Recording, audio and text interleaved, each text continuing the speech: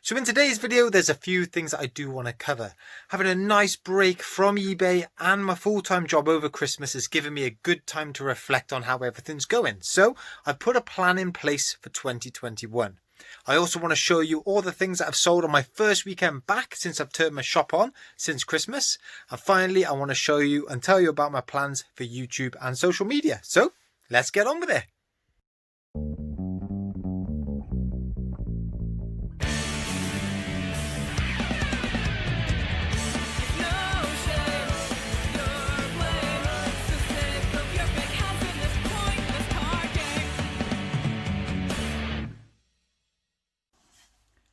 Hey guys, what's cracking? Ian, the master of pieces here. I'm a part-time eBay reseller. So what I do is I buy stuff for cheap and sell online for profit. And first of all, I want to wish everyone a very happy new year. 2021 is finally here. We can write off 2020. And you know what? I'm quite excited by what 2021 could bring us and the potential, particularly from an eBay reseller point of view.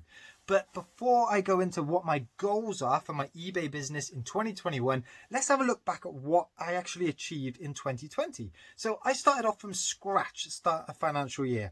I was selling a bit of my personal stuff before that on eBay, so I had built up a bit of positive feedback, but I'd never thought of eBay as a business, as a way of making me proper money. So I started off selling maybe 1 or 2 items a day, 5 or 6 items a week, that type of scale. And as the time went on and I got more and more stock from more and more different sources, those numbers steadily increased. And I reached a point where August time I was on about £500 profit per month. And I was really chuffed with that. That was a nice level of sales. I had my time management perfect to balance with my 30-hour-a-week full-time job. So yeah, everything was going swimmingly. And you know what? Having that time off over Christmas and New Year, I've had a couple of weeks off, it's allowed me to assess how I was spending my time. And I've got a bit more time to put into eBay. So that's what I want to do. 2021 is all about trying to grow my eBay business. And first up, I've got to start thinking about it as a business. It's not just a bit on the side. It's not just a side hustle. Like I said, I've got a 30-hour-a-week full-time job, but I probably put in the same amount per week doing eBay and doing YouTube. My reselling kind of business is taking the same amount of time as my full-time job. So I need to treat this as a business and a full-time job. So that is what I'm going to be doing.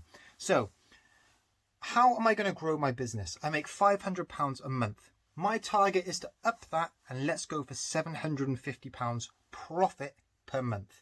And to do that, I need to sell more things. It's simple. If you want to bring money in, you got to sell more stuff. So how do I sell more stuff? Well, I've got to list more stuff. So I've got to source more stuff. So my current avenues of sourcing and probably the 2 most successful, profitable sources I've had, charity shops, Facebook Marketplace or Gumtree, and doing trades with other resellers. So charity shops first. I think I'm not reaching my full potential in charity shops. I've got a lot more that I can learn from there. I'm very safe when I go into charity shops. I know my toys. I know-ish my shoes. I could probably know a bit more about that. I'm getting to know clothing a bit more, but there are still so many sections of a charity shop I just avoid. So my main target for charity shops next year is to go in and use the whole charity shop. So it does mean perhaps looking at the women's clothing, it's looking at the bric-a-brac or the pottery type stuff, and because there's bound to be stuff in there that I'm missing. There's money I'm just leaving in the charity shop, and I want to make advantage of that. Next up, Facebook Marketplace and Gumtree. And these have been crucial for getting through lockdown for me. And I think, hey, look, let's be honest, 2021, there will be, I think, a few lockdowns in place. We don't know when, don't know how long, but Marketplace is going to be crucial to get through that. And actually, some of my most successful bundles have been through that. All my Trackmaster bundles, my Transformers, some, manga books. What else have I got? Monsters High Dolls. Just loads of big bundles that I like to buy for cheap and then sell off individually to make the most profit. I'm going to be hitting Marketplace more next year. But my favorite sourcing of all of 2020 has been the trades with the other YouTube resellers or just YouTubers or just other resellers. First up, Welsh Poker Picker. I've had 3 good swaps, and yeah, I might not have made the most profit off of some of the items, but I love it because I'm learning about new items and new niches I would never have even thought about or touched. I'm learning because I've now got this stock. I did a similar thing with my father where I traded loads of Hornby trains for just tons and tons of random stuff. You know, I would never dreamt of selling Staffordshire pottery. I didn't even know what Staffordshire pottery was, but now I know to look out for it because I know I can make some money from it. So I want to keep trading and I want to keep in touch with other resellers and seeing where those opportunities are. So that was my first goal. Let's sell more. So goal number 2, and it's kind of linked with the first goal, selling more, buying more. I need to diversify where I get my stuff from. I can't rely on charity shops, marketplace, and trading with others. I just can't rely on those 3. I need to get to boot sales. I still have never been to a car boot sale. And hey, look, it is going to be right up my street. I've watched enough YouTubers and all the boot sale videos. I just need to get there. I think I do well. I think I'd source some good stuff, and it is a good way to get stock quickly that I can resell. So hopefully car boot sales are on, and I know there are a few good ones around near me. I need to hit them. Also, I'm going to be sourcing more from eBay, and I've been doing this the past 3 months with my sports cards and stickers, and I'm going to keep doing that. I do see sports cards and stickers as a good long-term investment, particularly soccer or football cards. They are such an untapped market. Well, they are tapped. There's just a lot of potential in those markets, and I'm going to be hitting that as long-term investments. And linked to that, I will get some of my cards graded. And I see that as a way of enhancing the value of what I currently have. Yes, there's a process to follow. It takes a long time to do to get your cards back, and you're not guaranteed to get the top grades. But if you do get the top grades on the right cards or stickers, you could be making a lot of money, and I will do that. And I think it will make a pretty good couple of videos as well. So that leads on nicely onto my third goal, which is source more expensive and higher value stuff. So graded cards is one thing. I won't be buying graded cards, but selling graded cards, selling more higher value stuff has got to be a priority for next year. So most of my sales go for 10, 11, 12 pounds plus postage, around that mark. But you know what? I don't usually spend much on those items anyway, so I'm making good profit. But I do sell items now and then that are worth 30, 40, 60, 100 pounds, and they are really great items to sell. But you know what? It's easier said than done. Because those items aren't always out there. You've got to look a bit harder for them, and often you've got to spend more to get those items, and that is what is holding me back. The reluctance of spending a larger amount of money on an item. It is just more risky. But hey, this is something that I've got to get over because there is money to be made, and I need to trust my instincts a bit more. I've been doing this long enough. I know what I'm doing, so I should be doing it. And a prime example, just before Christmas, there was a cracking Ted Baker bag in the charity shop. It was there for £10, and I looked at sold listings and I found the exact same bag selling for anywhere between £60 to £80 plus postage. But I was still reluctant to buy it because I was spending £10 on something in the charity shop when usually I only spend a couple of quid. But you know what? I'm glad I did buy it because I've had offers already on around the £40 mark. So yeah, it looks like that was a pretty good buy. So yeah, a few more of those, a few more, spending a bit more on better value or better quality items to try and get more money out of them. That is my goal number 3. Goal number 4 is going to be keep on learning. And I think one thing that 2020 has taught us is that you have to just keep adapting. Who would have predicted the growth of Pokemon cards? Who would have predicted Nintendo Wii's coming back and just doing so well? I mean, maybe you did, and if you did, amazing. But hey, I didn't. And I think you just have to adapt. When I started reselling, I was very focused on, right, I want to sell toys. That's all I want to sell is toys. So that is all I searched for. And because I did that, it was a very narrow window and I couldn't find much. So that's what forced me to diversify and look at other stuff. So I'm going to be doing that more next year. And again, it's linked back to point number 1, goal number 1, sell more, because I'm sourcing more different stuff. let's get into it. And it's good fun. I do like learning about new things as well. You know, it is fun. And that is what reselling for me is about as well. And my final point, goal number 5, is to make my current business practices more efficient. And there's 2 ways that I can do that. Number 1, postage. I post everything through Royal Mail, and particularly I'd say in the last 6 months it has been pretty painful. The queues outside the post offices are growing longer and longer and longer. The prices are going up as well. It is a drag. You know, it takes an hour out of my day to go to the post office, and you can only go to the post office when it's open, you know, 9 to 5. And that is a really useful time to be sourcing. You know, I'd rather be able to sort all my postage out without those time constraints, like say in the evenings or, you know, a bit later at night. So maybe I should explore using UPS, Hermes, another delivery company where I can weigh stuff myself. I can print off my own labels and get it all done. So all I've got to do is drop it off. I can make more use of those working hours, the 9 to 5, and do the sourcing, because that's time restrained too. So yeah, I'm going to assess how I do my postage, and I've also got to look at how I use my current storage space. Everything I do is run out of this garage here, and I've got plenty of space here. It's just not particularly well organized. One thing I will not be doing is looking at storage units or any paid kind of facility, because it's an extra overhead to my business that I don't need. If I just tidied this up, made it a bit more efficient, then maybe, that will make everything that I do a bit more efficient. And rather than spending on an external place to rent, I could spend some more money on this, you know, maybe plaster the walls a bit, insulate it a bit better, get some racking in here, turn this into a proper business unit, you know, because that's what I got to do. The goal is treat this more like a business. So yeah, 2021, I'm so excited about it because I've got a good base and a platform to work from. So let's see how it can grow. Anyways, enough of the 2021 goals. Let me show you what has sold on the first weekend since Christmas.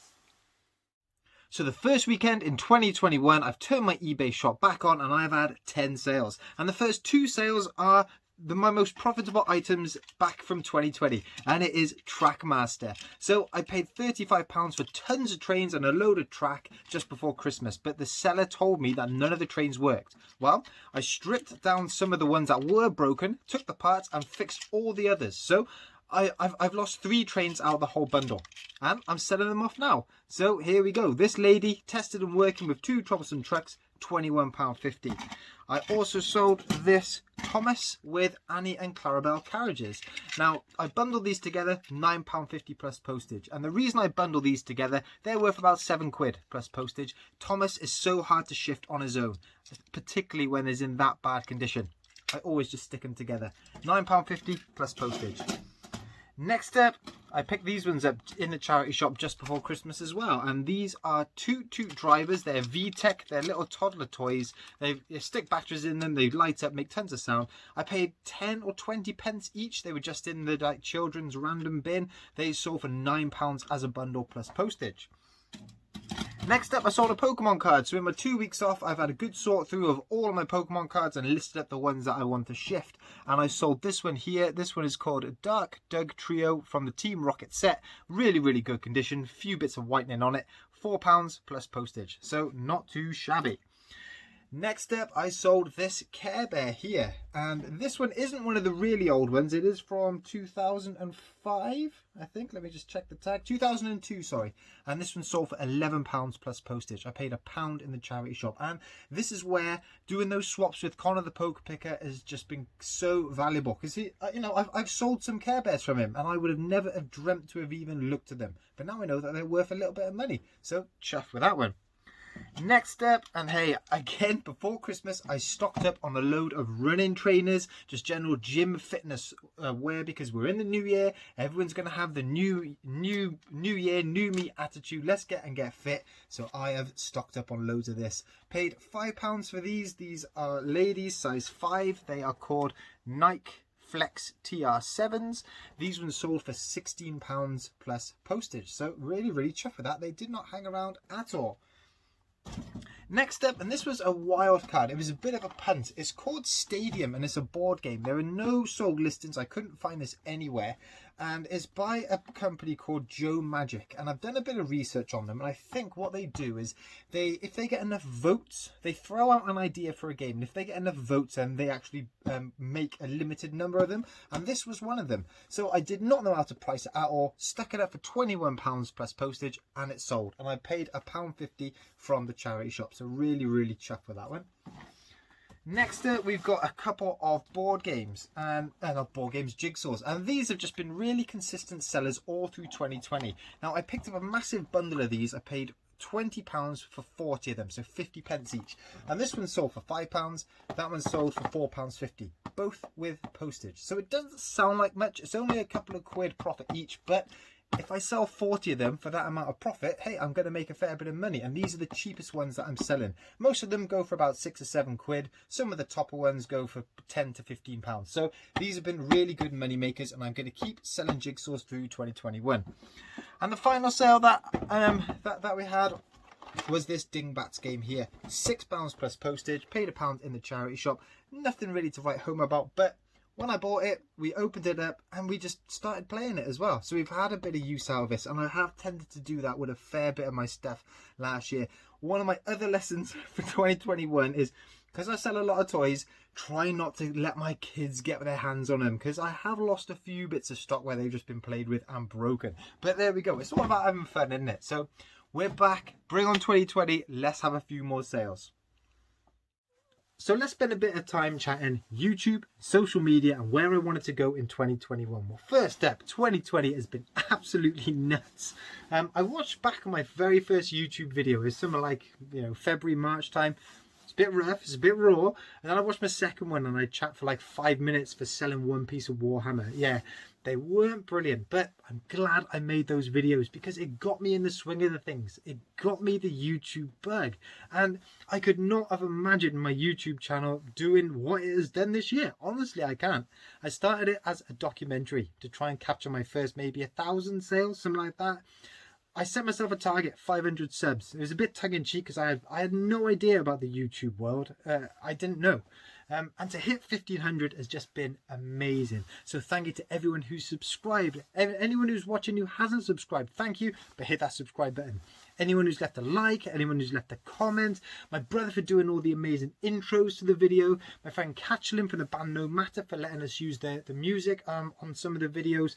The support has been amazing, and I want to thank I want to thank all the other YouTube resellers as well for building this whole online YouTube community, because that is what has got me through the kind of reselling life this year, this community.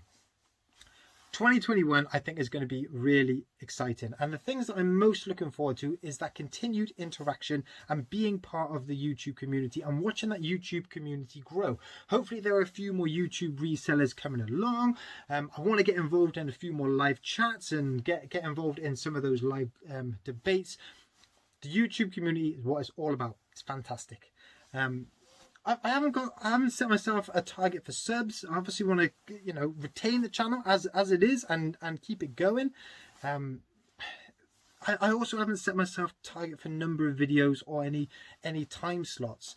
I did take a break from it last year because I put myself in that situation. I got into a routine of doing regular ones, and I was almost overthinking, thinking, oh, I haven't sold much, so I haven't got much to say. Well, 2021. I'll only do videos when I've got useful content for people. There's no point in me banging them out if I've got nothing to say. So it's going to be really good fun. I am looking forward to it. Social media as well. I want to focus more on my Instagram account. I do have one. It's at Master of Pieces. I'm nearly on 500 followers, and I can see that being really, really valuable. People just put in snippets up of kind of what they've sold, what they've bought. I think that you get just a more broad range of people on there. With the YouTube world, there are the YouTubers who you can watch. On Instagram, I think there are a lot more people sharing information. So yeah, I'm gonna join that and share more information on that as well, and hopefully learn a lot. So social media for the masterpieces is going to grow, YouTube and Instagram. So looking forward to it. So guys, I really hope you enjoyed this video. If you did, hit that like, hit that subscribe, and I'll catch up with you in the next one. Bring on 2021. Thanks ever so much for watching the video, and I really hope you enjoyed it. If you did, give it a thumbs up and leave a comment. For those new to the channel, hit that subscribe button, and I want to say a massive thank you to everyone who's already subscribed. I'll see you in the next one.